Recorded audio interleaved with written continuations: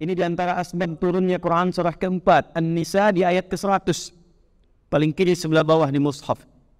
Dulu ada orang banyak berbuat maksiat, khatam maksiat, berumur dengan dosa, dia ingin bertobat. Maka dia datang pada seorang syekh. Kata syekh itu, pergilah ke Ustaz Fulan, Kiai Fulan, karena ia yang pantas dan layak membimbingmu. Nah, ini ada adab ya dalam ta'lim, dalam mengajar di antara kalangan ustaz, kiai, syekh, saling merekomendasikan pada guru-guru yang layak untuk mengajar. Kalau di sini ada pakar Quran, jamaah ingin belajar hadis, referensikan pada ustaz yang ahli hadis. Referensikan pada ustaz yang ahli fiqih, sehingga setiap jamaah mendapatkan bagian dari apa yang didapatkannya. Maka berangkat orang itu, di pertengahan tiba kemudian, belum sampai ke tujuan, jaraknya persis tengah-tengah lebih sejengkal. Datanglah maut menjemputnya. Anda bayangkan, di pertengahan dia berangkat ingin taubat, kalimat taubatnya mendatangkan cinta Allah. Di taubat itu di antara amalan yang mempercepat datangnya cinta Allah. Dalilnya Quran surah kedua Al-Baqarah di ayat 222. Innallaha yuhibbut tawwabin. Sungguh Allah sangat mencintai pelaku maksiat yang mau bertobat. Jadi kalau Anda ingin bikin status di Instagram, ya, Allah sangat mencintai pelaku maksiat yang gemar bertobat dibandingkan orang soleh yang tidak pernah merasa salah. Bikin status tuh ya. Dia tobat dengan langkahnya. Jadi begitu dia sampai di pertengahan jalan, karena taubatnya menggugurkan dosanya, setengah jengkalnya itu mendatangkan amalan baru. Di begitu taubat, dosa gugur semua. Sejengkal itu melahirkan amalan baru. Maka ditetapkanlah ia sebagai penghuni surga. Padahal mabuk hatam, bunuh orang banyak, zina hatam. Tapi dengan taubatnya mendatangkan cinta Allah, taubatnya nasuha, amalan cuma sejengkal masuk surga. Dari kisah itu turun ayat, wa may yuhajir fi sabilillah yajid fil ardi muraghaman katsiran wa sa'an. Wa man yakhruj min baytihi muhajiran ila Allah war rasul thumma yudrikhu al-maut faqad waqa'a ajruhu 'ala Allah. Siapa yang mau merubah dirinya, berhijrah menjadi lebih baik, dekat dengan Allah. Jadi hijrah itu bukan masuk kelompok tertentu, bukan masuk komunitas tertentu. Hijrah itu menjadikan diri kita dekat dengan Allah. Siapa yang motivasi datangnya ke masjid ini ingin menjadi lebih dekat dengan Allah, ingin menjadi lebih taat kepada Allah, bahkan belum sampai pun ke tujuan, di tengah-tengah maut datang menjemputnya, itu langsung keluar pernyataan langsung dari Allah, diampuni dosanya kalau dia bertobat, ditetapkan pahalanya untuk dibawa pulang. Makanya kalau sudah datang mau pulang, perbanyak istighfar.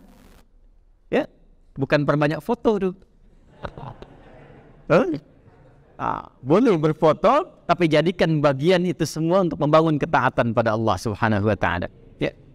Dua, nazalat alaihimus sakinah. Isyarat dari Nabi akan ada ketenangan pada jiwa. Jadi pengajian yang baik itu majlis yang baik yang bisa memberikan perubahan pada setiap orang yang belajar. Jadi antum datang dengan pulang itu punya perubahan. Datang gelisah, pulang tenang. Datang kurang taat, kalian lebih taat, lebih ingat dengan Allah. Datang dengan pulang, ilmunya berbeda. Datang kurang, pulang dapat ilmu. Itulah kenapa tempatnya disebut dengan majlis. Dari kata jalasa. Apa artinya jalasa? Bukan, jangan maksa. Jalasa itu asalnya bukan duduk. Jalasa itu asalnya berpindah dari tempat yang rendah ke tinggi. Berpindah dari yang tinggi ke rendah itu disebut dengan qa'ada namanya. Jadi kalau saya berdiri kemudian saya duduk, itu bahasa Arabnya qa'ada. Perintahnya uq'ud, sifatnya disebut dengan qu'ud. Orang yang tak mampu sholat berdiri, kemudian dia duduk, maka sifatnya disebut dengan qu'udan. Alladzina yadhkuruna Allaha qiyaman wa qu'udan. Fa idza qadaytumus sholata fadhkurullaha qiyaman wa qu'udan, bukan wa julusan. Ya, itulah tepatnya istimewanya diksi Al-Quran menampilkan kata sesuai dengan maknanya. Karena buatan manusia nggak bisa begitu. Sebab kami berpindah rendah ke tinggi, Anda di bawah duduk di karpet. Saya minta pindah ke kursi lebih tinggi. Maka orang Arab akan mengatakan tafadhal ijlis. Sifatnya julus, tempatnya majlis. Jamaknya majalis. Kenapa tempat belajar disebut dengan majlis? Majlis ilmu, majlis ta'lim. Karena ada isyarat dari Quran. Kalau datang ke tempat ngaji itu, mesti mengangkat derajat kita dari sebelumnya yang rendah jadi lebih tinggi. Itulah majlis yang di-share. Itulah majlis yang diluaskan informasinya. Karena merubah keadaan diri kita dari yang rendah menjadi lebih tinggi di hadapan Allah subhanahu wa ta'ala. Itu yang dimaksud Quran surah ke-58 ayat yang ke-11. Ya ayyuhalladzina amanu. Hai semua orang yang beriman tanpa kecuali. Yakni disebutkan 361 kali dalam Al-Quran. Memanggil yang dekat, menengah dan jauh. Nida'ul qarib, mutawassit wal ba'id. Ayyuha disebutkan 150 kali dalam Al-Quran. Ayyuh yang munada bimakna taukid menguatkan, ha'nya bimakna tanbih mengingatkan. Alladzina disebutkan 1080 kali dalam Al-Quran. Mencakup besar, kecil, tua, muda, laki-laki, perempuan, lintas batas. Tak ada sekatnya. Ketika Allah memanggil orang beriman untuk belajar pengetahuan, kata Allah, hei, aku tak peduli siapapun kalian. Laki-laki, perempuan, besar, kecil, tua, muda, sepanjang beriman. Walaupun imannya keadaannya berbeda.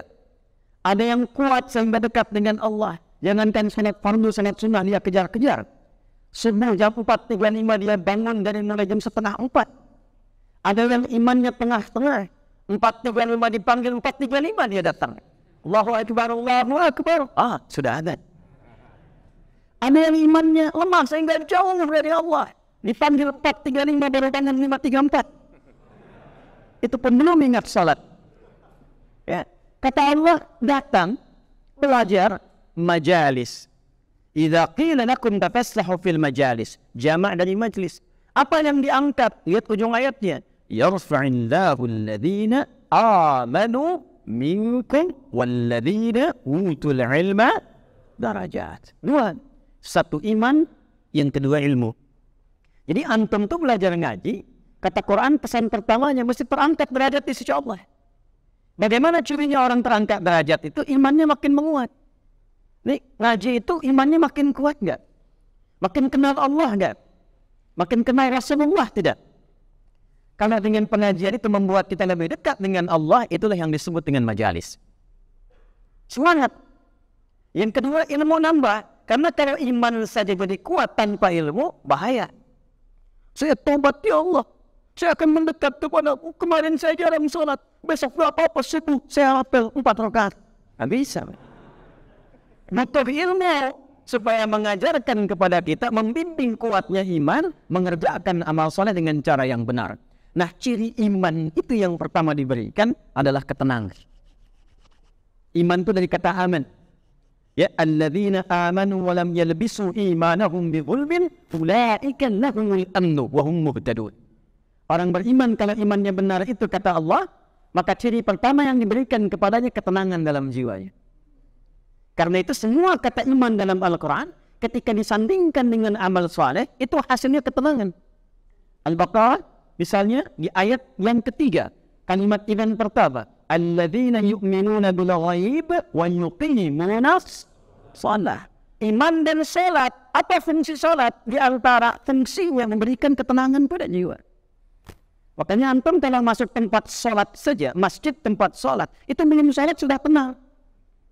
Enggak percaya silakan. Masuk rumah sendiri dengan masuk rumah Allah ke masjid, tenang mana? Masjid, tempatnya sudah tenang. Karena itu dulu para sahabat mau kerja berangkat dari masjid. Pulang kerja mampir ke masjid. Supaya yang dibawa ke rumah itu aura masjid lebih tenang.